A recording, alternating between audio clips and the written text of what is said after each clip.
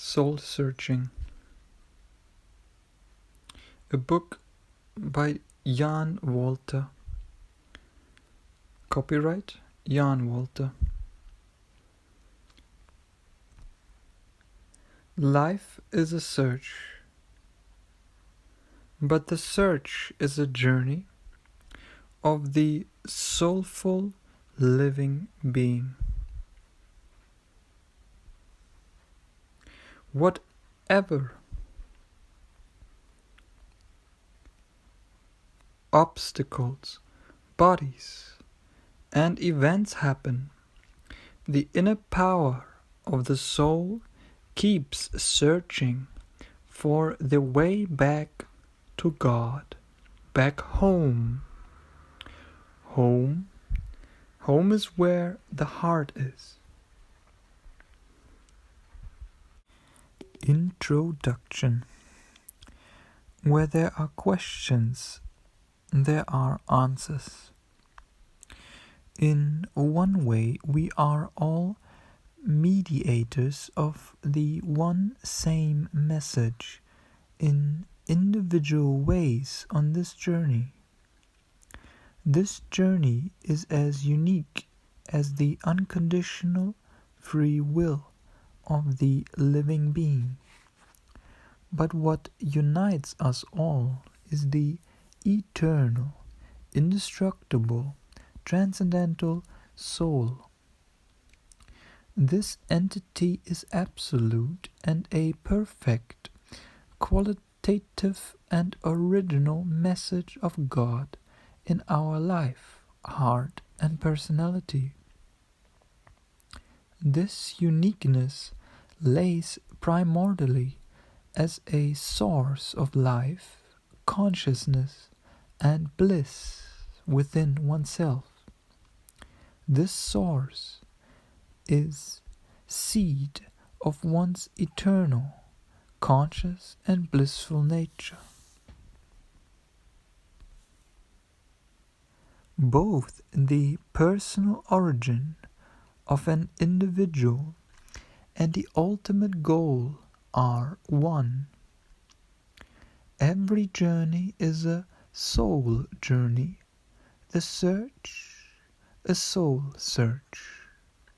Every movement is a movement of the ensouled living being having an experience of birth, youth, old age, and passing away in the world.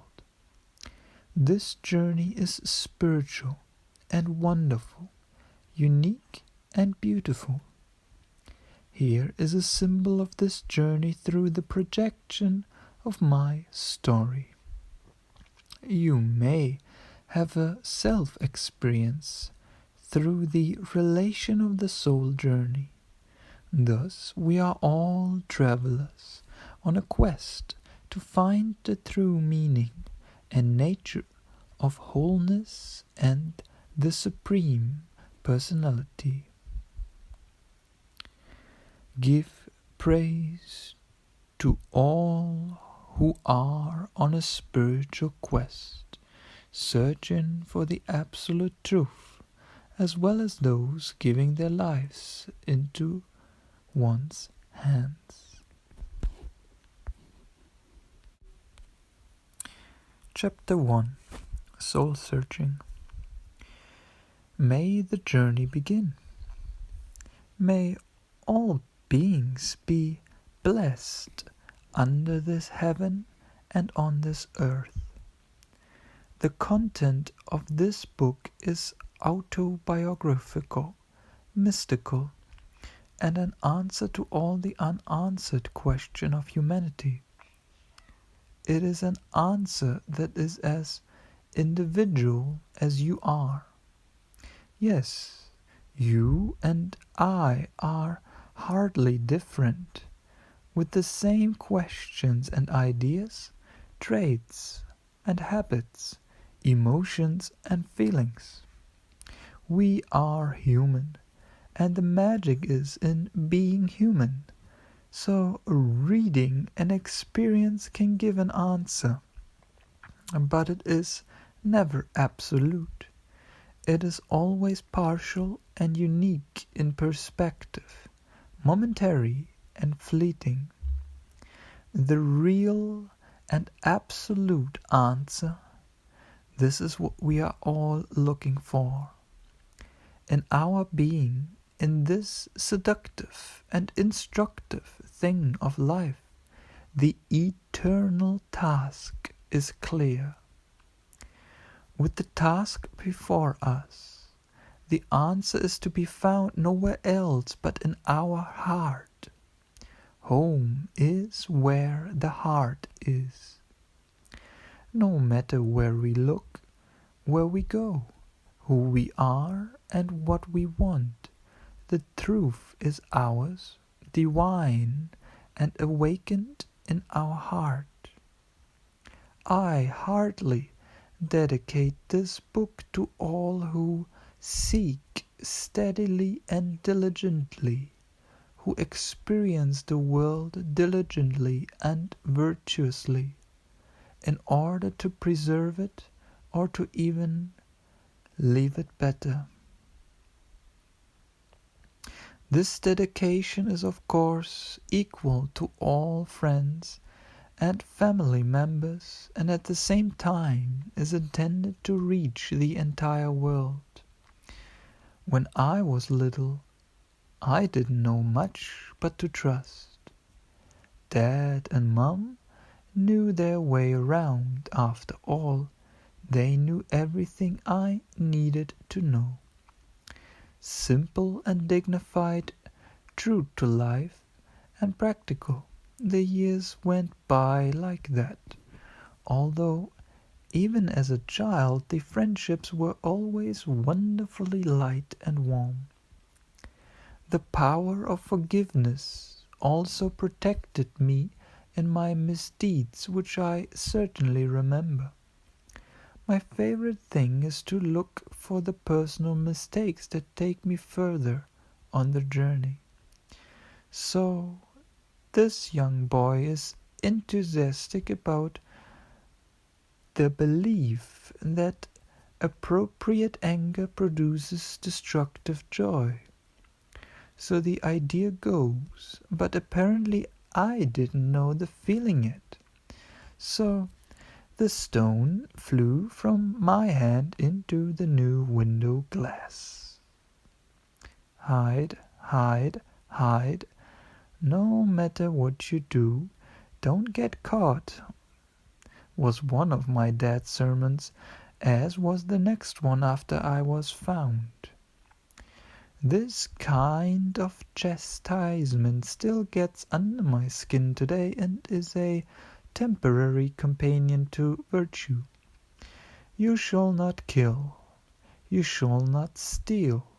You shall do this and that. But you shall leave windows altogether. As a wearer of glasses, this made sense until my playfulness led me into the woods and fields, searching and hiding. The vastness of the woods awakened an innocent and pure feeling of nature. Do you know all the grasses in the field and leaves there on the tree? My dad always liked to ask, "What is this or that? Do you know this plant or that bird?" Interestingly, knowledge is so fluctuating in childhood, but once the child hears it, sees it, feels it, the information remains. This is how my soul is refreshed on the green meadow and at festivities in the neighboring village at my grandma's. This serene mood when everybody celebrates their coffee and cakes together was rather the same for me, but the freedom to play a round of passing with my brother also suited the adult's game. Passing complements with cultured conversations to match words for each other and then shared stories to each other as well as we children played passing back and forth with each other with a ball. Besides glasses, I was known for my love of balls. My first word was ball. Enough of the flattery, but although I actually had little to put myself through, I knew better to renounce. This is still the case today. I prefer to drink milk and honey instead of coffee or tea. That's what my grandmother said to my mother at one point. The little one is somehow different. Maybe she even meant somehow special. I have always been in love with nature. Mother Nature is always there and always personally close to me on my travels. So my sister sometimes took me to the football match, and I was allowed to show off my skills among the young ladies. What joy this game revealed as life. Life is always the same everywhere.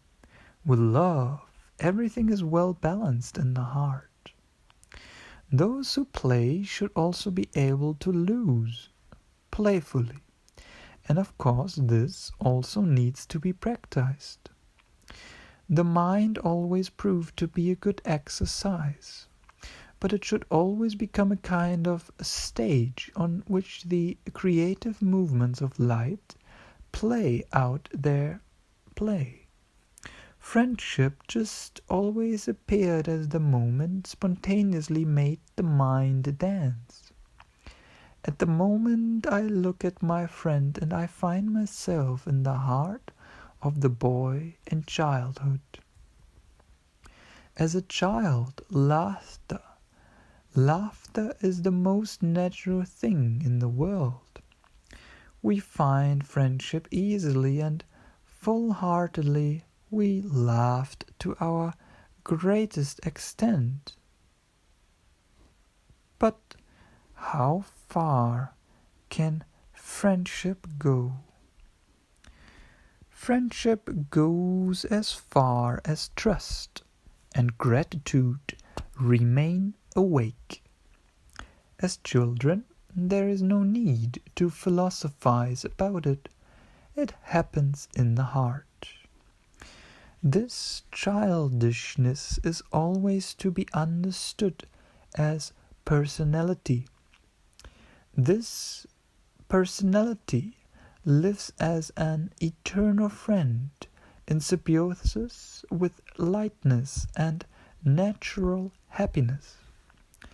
This person may grow up, but the personality remains simply conscious, eternal, and naturally blissful.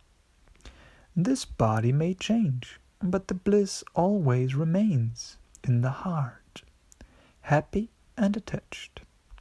Detachment was always a feeling for me on the ball, with the ball clinging to my foot and dribbling. The external circumstances didn't matter, because the game was clinging to my foot.